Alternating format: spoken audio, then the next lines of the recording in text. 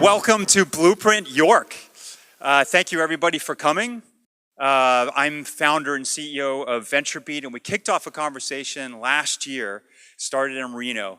And I'm going to be talking more about this tomorrow in opening remarks. But basically it's about preparing the heartland for the next generation, and technology, automation, and AI play into this. And I had a chance to sit down at Molly's Cafe today, just somewhat randomly. The mayor of York walks in, and we called the mayor of Lancaster and had a conversation about some of the things that we're going to be talking about over the next couple of days. And it was striking the thinking that's going into utilizing these strengths. And this is one of the key findings we found in Reno is, yes, you've got to have jobs moving here. Yes, you've got to have training. And yes, you've got to have an ecosystem that's flourishing. But mostly, you've got to double down on your strengths. And so whether it was the mayor from York talking about precision manufacturing, or on Lancaster talking about the AI in medicine and some of the things they're doing there.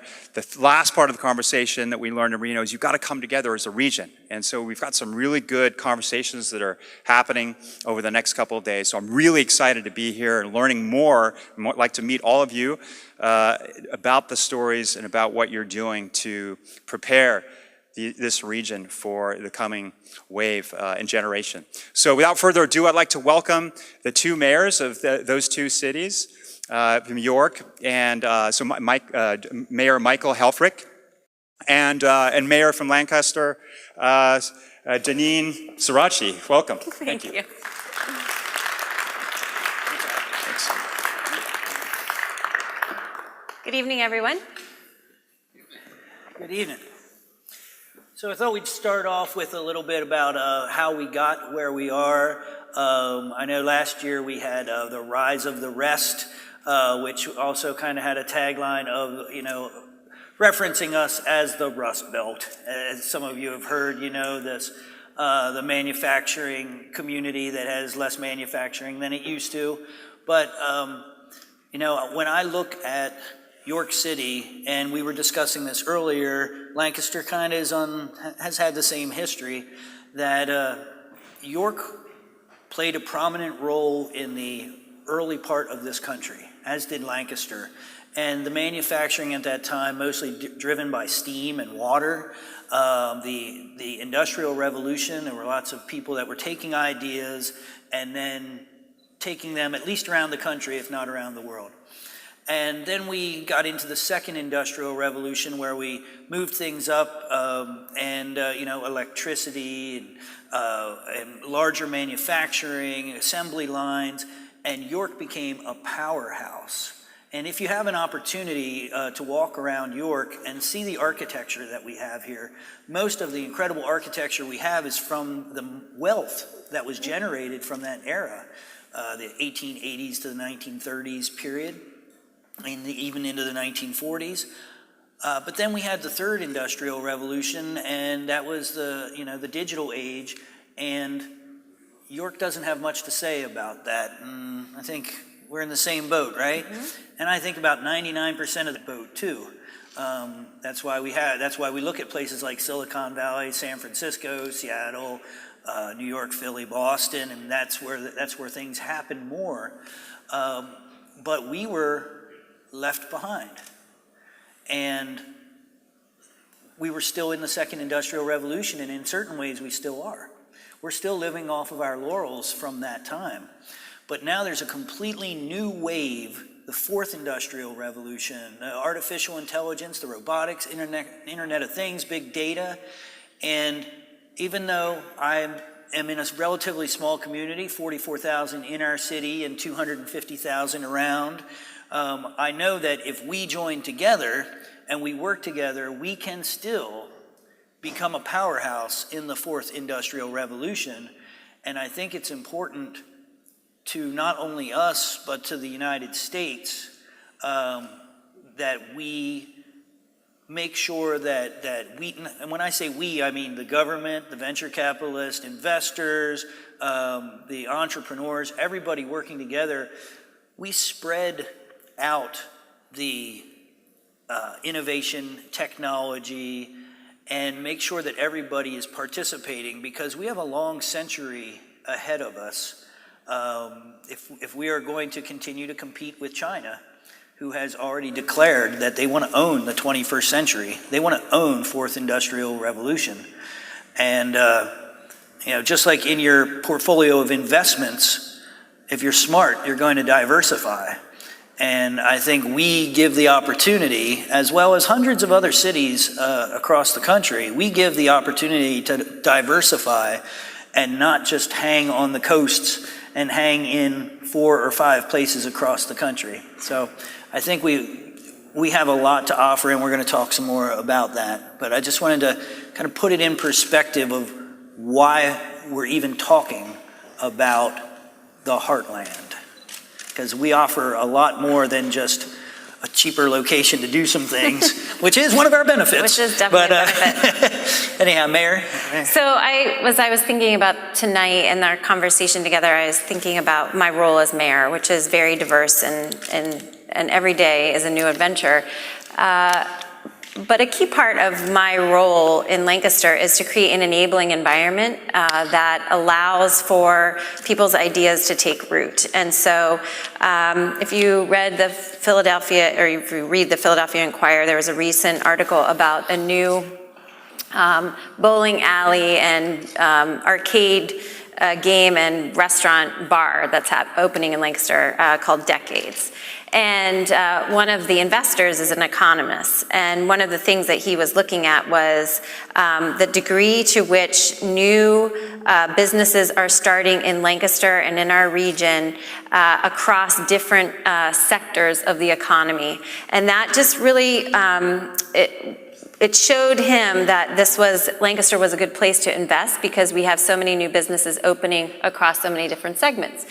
And I think about that because I've actually spent a good amount of time back and forth to California, and I think about the kinds of things that Lancastrians and people from York think about are different. The history, the heritage that we have in terms of our agriculture and manufacturing, the fact that we are now a worldwide center for a network of companies that are innovating in terms of live music and performance through Rock Lidditz, you may have heard of, or Tate Towers, Claire Global, which does sound. I mean, these are companies that are building things that have never been built before, and then breaking them down into component parts, putting them on trailers or airplanes, and flying them around the country for world tours and for the Olympics.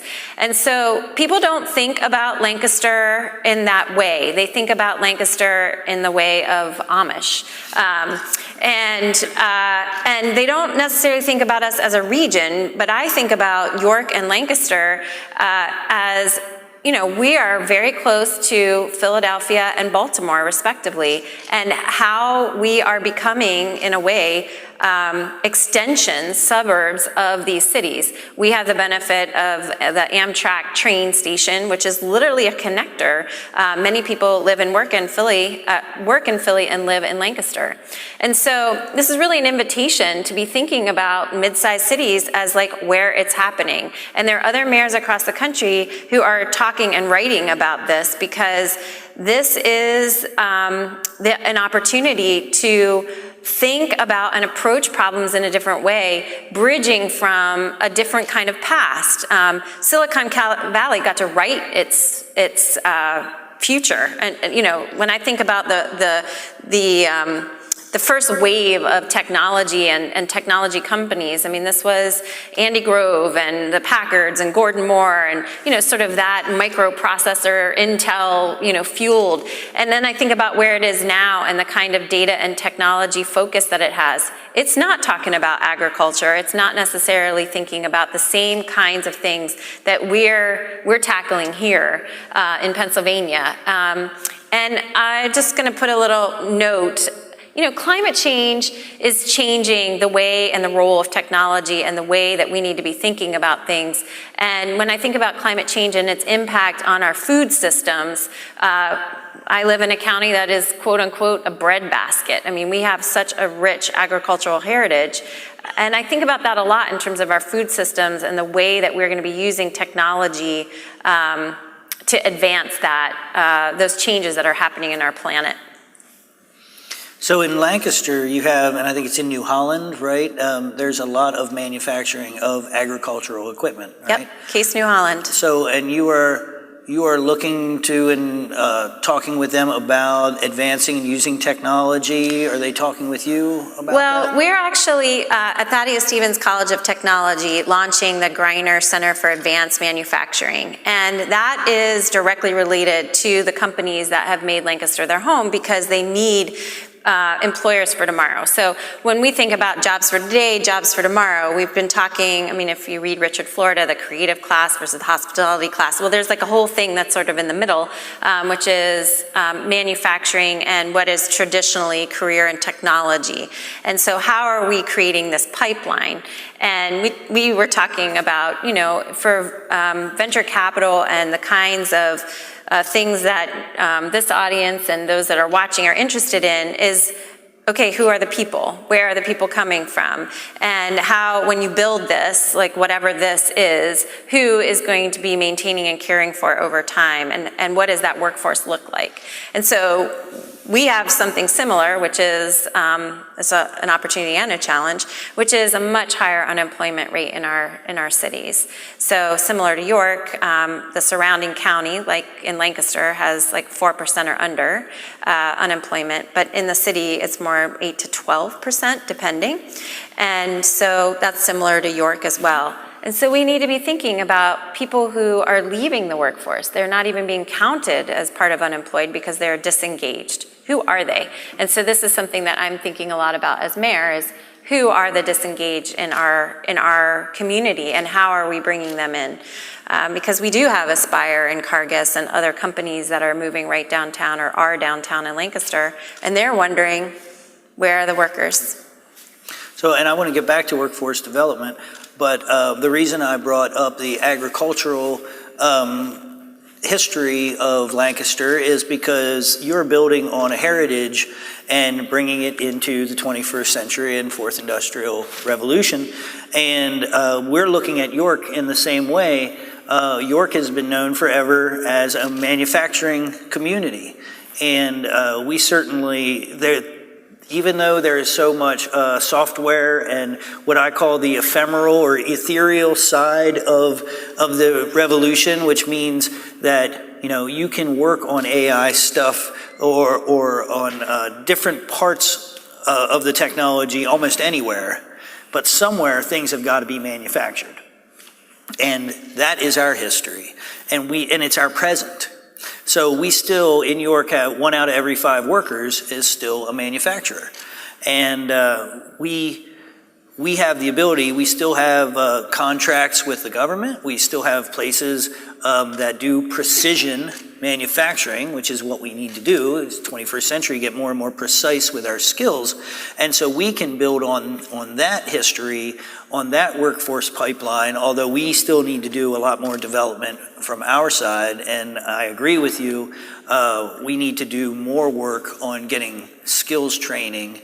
And we are working with our local community colleges and colleges to try and go in that direction. So it is a gift and a curse right now. Mm-hmm. It's a gift that the bottleneck of economic development are skilled workers, and we have the workers. What we need to do is increase those skills, and that's what we're working on. So was that a punctuation there? So I didn't leave you anything there.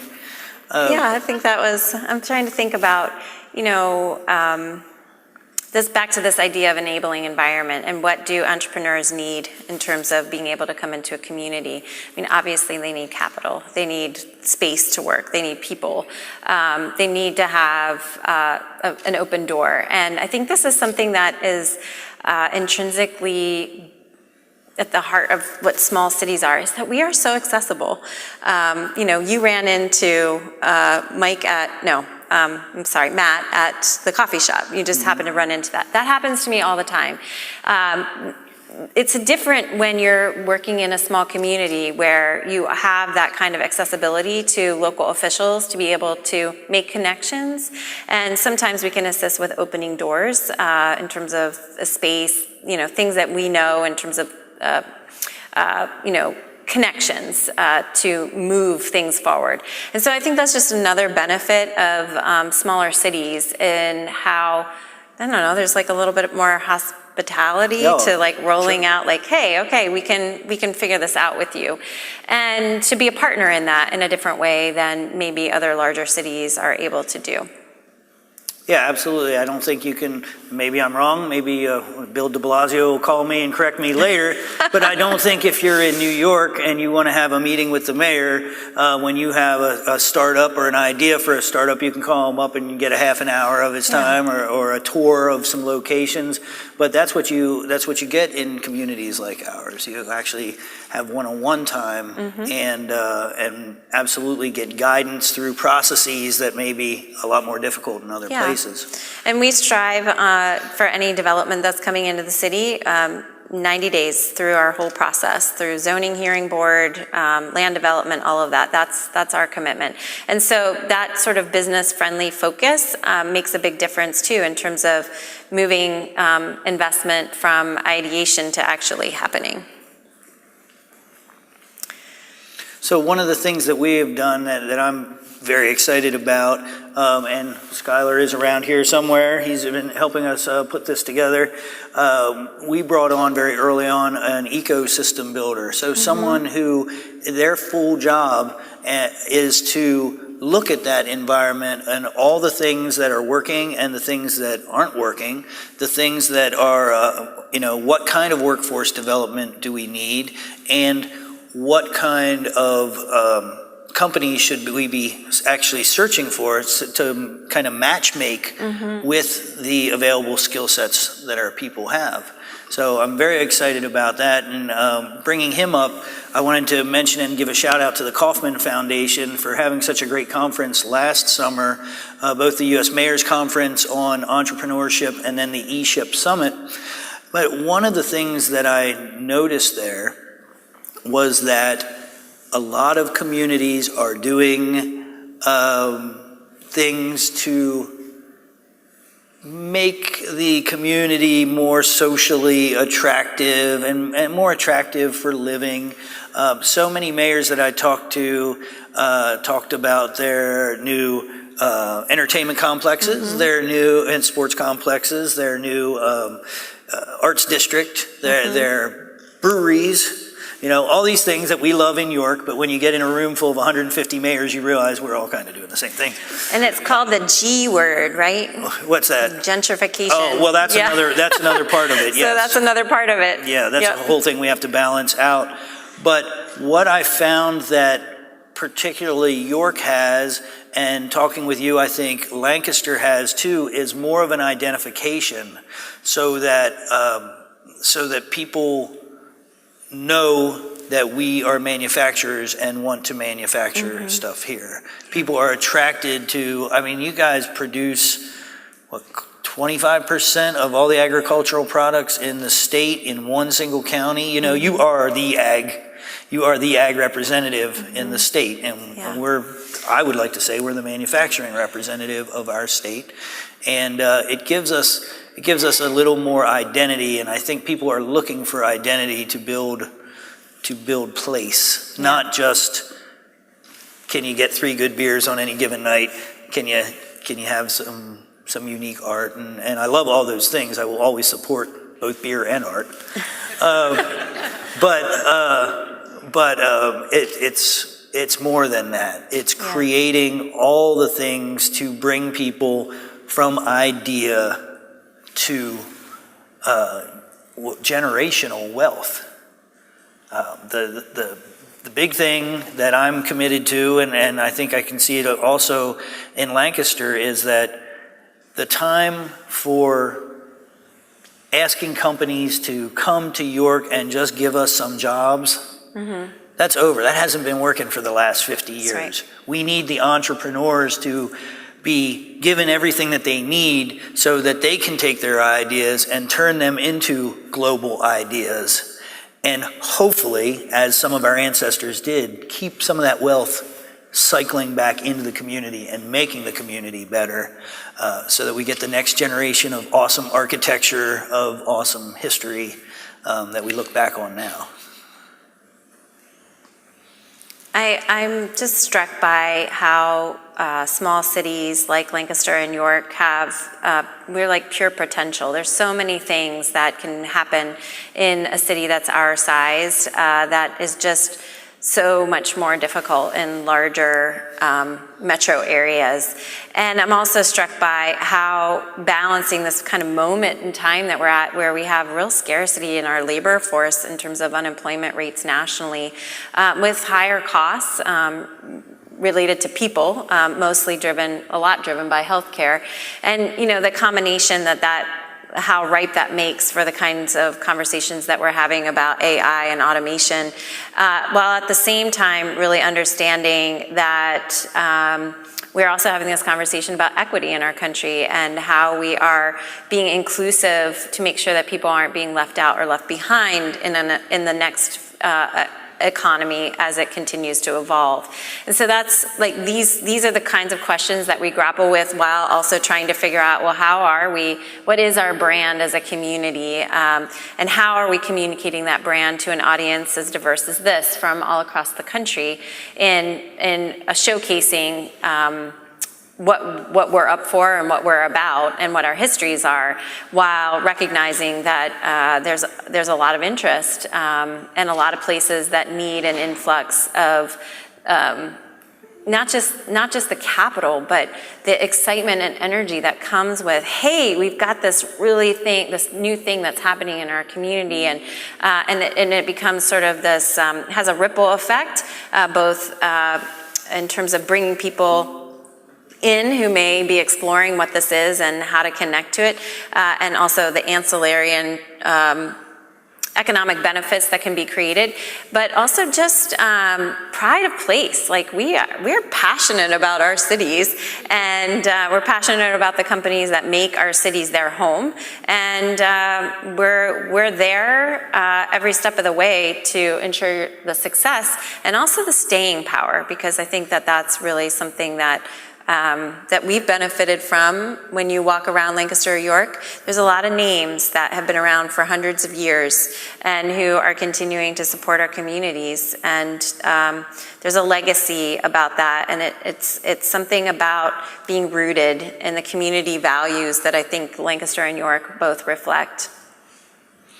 Well, you made me think of the rise of the rest that came a year and a half ago, I guess. But talking about the amount of excitement that a relatively, I'm going to say, for the amount of venture capital represented at a VentureBeat conference, a relatively small investment to have Lancaster, York, and Harrisburg be in a competition of ideas, and how much excitement builds around something like that. And I'm sorry, Lancaster lost, York won, but we had Madras Tome, somebody that we know in our community, and doing great things, innovative things in medicine, innovative things to help people. What that $100,000 meant not only to her, but to the excitement created throughout the community. So I know they're representing here at the conference, so thank you to the Revolution, Steve Case, and those folks, because what seemed like, and trust me, I don't have $100,000 to give out right now. If I would, I'd try, but folks that are representing hundreds of millions of dollars, the amount of energy that is created and excitement that is created by relatively small investments really has ancillary benefits. It gets people excited about, hey, I could take my idea further. Just a little bit another. There's a gentleman that I know only needs another $200,000 to take his idea to the next level. He's gotten patents and things and ready to take off. And these things are what spark what do I want to say, much greater growth than just what can you get for $100,000. Yep. Do you want to take some questions? I know that we're at time, but. Sure. Are we at time? I could never find the clock. I was supposed to look for. Just it's behind me. No wonder I couldn't find it. I was looking kind of all in the back there. Yeah, certainly. Anyone have a question? There's a microphone around somewhere, I think. Yep. Okay. Anyone got a question for us? Yeah. Yes, sir? I don't need the microphone. I don't think I can talk loud enough. Well, we're sending this out, streaming, so let's get it. Okay. Yep. Yeah. Thank you. Hi. Hi, great talk. I appreciate that.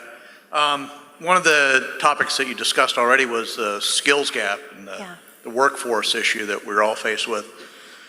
Have you made any plans to how you can address that with the primary and secondary education systems locally? Specifically, I think one of the real challenges that we have is, we have a big emphasis on learn Spanish, learn French, learn some language in high school. Mm-hmm. There's no, you must learn to program in high school. It's optional. So just wanted to hear your thoughts on that. Mm-hmm. So in Lancaster, we have the STEM Alliance, which has been a collaboration that has really been focusing on the K-12 and more on the K-12 and some post-secondary in terms of how we're building curriculum and how we're incorporating STEM across grade levels and content areas. And that has been very exciting to see that ramping up in terms of its accessibility and how many schools are taking on STEM and incorporating that. What I'll say is that Pennsylvania is challenged by the fact that we have 500 school districts, and in Lancaster County, I don't know, we have more than a dozen school districts. How many do you have in York? 16. 16. So we have this really very local education focus, which makes it difficult to bring some of these kinds of things to scale, because we have to get buy-in from 16 different school boards and 16 different superintendents, and then there's the teacher training component and all of that. And so it's how are we really ramping that up. What I'll say on the workforce side, and the place that I'm spending my time outside of the K-12, which is more of me just staying in touch with what's happening related to the STEM Alliance, is really understanding our labor pool. And what do we know about our labor pool? We actually know not a lot. We know a little bit about who's employed and where they're working. We know a little bit more about who our unemployed are. But we, as I mentioned before, we know nothing about people who are disengaged. And so I bring this back again and again because while our unemployment rate is lowering, we're seeing more disengaged. And this is like the opportunity for us. And I also want to just put a plug in for something that I'm particularly proud of. Lancaster has the largest per capita population of refugees in the country.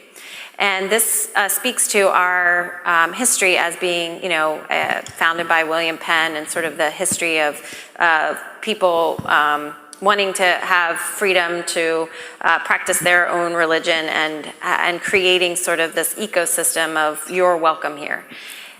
We, just in terms of the way that we are bringing and welcoming people into our community, matters a lot in terms of the growth and the way that we've been able to stabilize our unemployment and employment rates in Lancaster County. And that's been huge for us. And let's not ever underestimate what we can do when we have that kind of diverse workforce who are bringing not only their life experiences, different ways in which people have achieved their education, and putting all of that together in a community culture that really values hard work and stewardship and ways in which we're,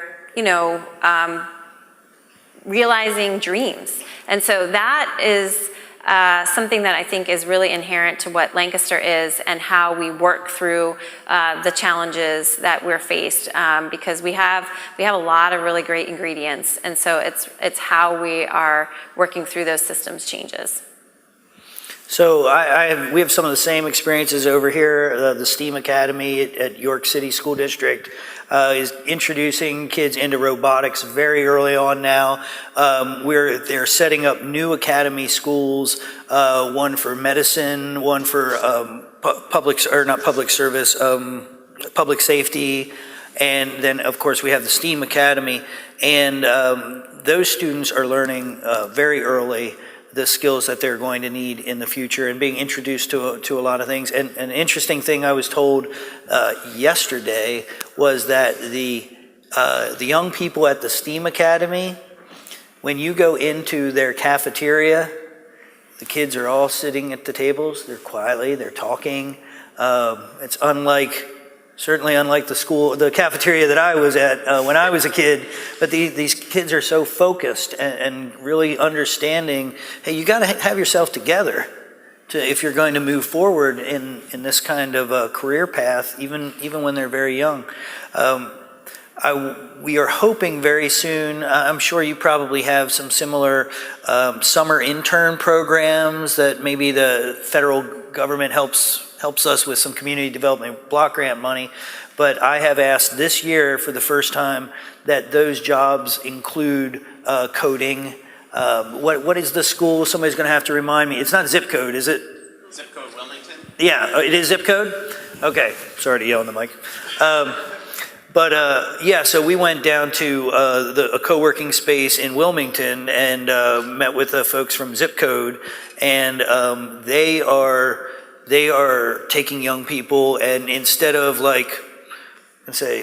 sometimes summer internships are like landscaping or maybe filing or something like that. They're including the coding, and correct me if I'm wrong. Am I getting it right? Okay. I only met with them once so far, but I'm so excited to have them come to York and help us create similar programs here. Wilmington, Delaware, they're doing some great things down there. And so I think there is an understanding. Certainly, we had this discussion earlier. What power do we really have as mayors to make these changes? And other than being up here being cheerleaders and trying to ask everybody to work together and remember that it's smart investment to invest across the country, not just in 5 cities. But more than that, we can do small things like this where we see programs like the summer internships, and we layer them with the things that we know are going to create the next economy. Let's get them ready. Let's get everybody prepared. Let's get everybody believing that they can do these things. I think our 10% unemployment, our 10 to 15% people that aren't even registered for unemployment, because these numbers are much more drastic than we're even saying. For the folks that don't have good jobs that are supporting their families. I'm going to say at least half of that is a belief problem. A belief in yourself, a belief in your city, a belief in whether or not the society cares about you. Helping to fix that and bringing them in to do things that they didn't think they could do.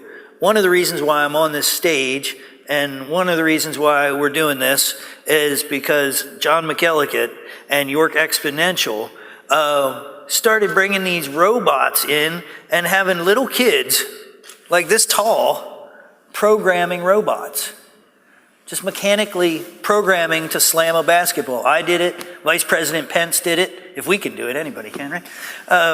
But no, to see a 5-year-old, a 6-year-old do that creates a whole new belief system. And I mean, it did it for me at 40-some years old. Imagine what it's doing for a 5-year-old kid or a 6 or 8-year-old kid. These are the things that we can do. And I'm sorry if I've gone way off from the original question, but I don't think I have. Because this is how we get people to believe that coding, that working on building and fixing robots, on having ideas that nobody thought of before. It starts with belief. And I think that is something that we as mayors can do, and all of the rest of you can do in your own way. Got another question there? I have a question. Oh, yes. Earlier, you both commented on how the cities can work together, and I think that that's a really important thing to our collective future. We're here in the middle of the state. Baltimore and Philly are kind of their own ecosystems, and we have, I think, a unique opportunity because we don't have a lot of those barriers or a lot of existing structure that maybe some of the other cities around us have.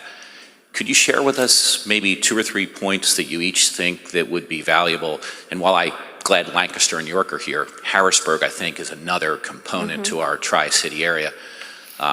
If you could share a couple of ideas that you think, we could work on collectively as cities that would begin to bring us together. The river is a tremendous barrier, and how do we get past those kinds of things? We're more alike than we're different.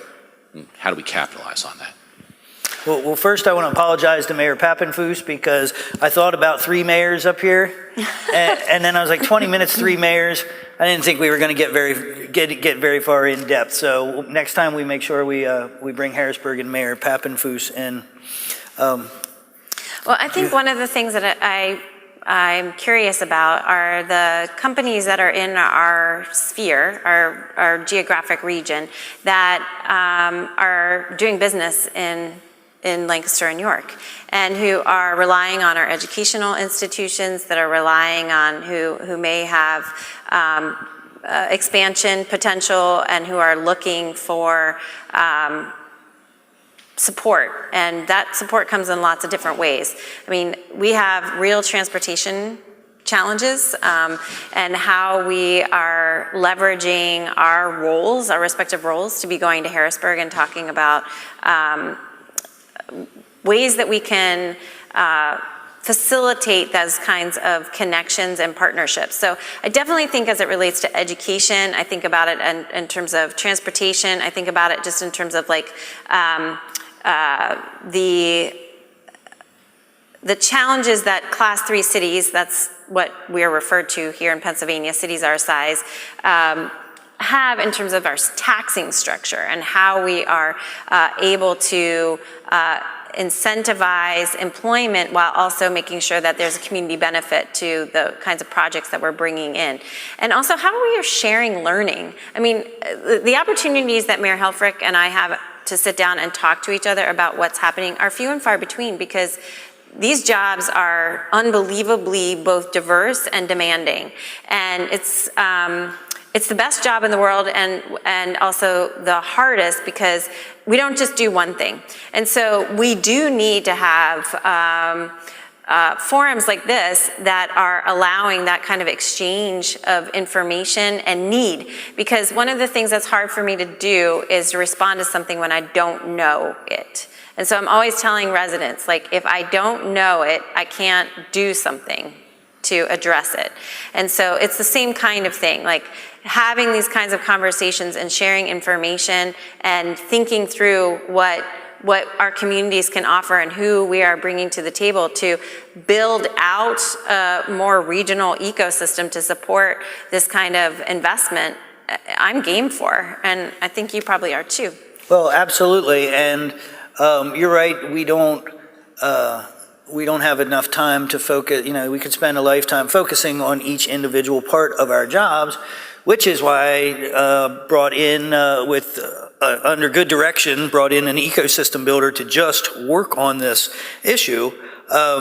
I am hoping, and it is our long-term strategy, that the ecosystem builder gets to know the businesses around here and then is coming across the river and getting to know the other businesses. Because in essence, what an ecosystem builder is a networker, and I'm gonna almost say a caseworker for the different businesses to make sure that they are making the connections. But I'm gonna say, I just found out about a new business that's in, or not a new business, but a business that's in my city, and I didn't know about it, and I was so embarrassed that we had this business, and they're here at the conference, and I didn't know about them. Shame on me, But how many businesses don't? I mean, I don't know. 99.9% of the businesses in Lancaster that could be working with businesses here in York in synergy to grow both businesses. Yeah, and I think that your question leads me to have even more questions. Like, so what does that look like? How can again we create more of an enabling environment? How can we be using our roles and vantage points as mayor to elevate the conversation and to bring it to different circles that maybe you're not networked in the same way? So so I would love to just like kick that around some more.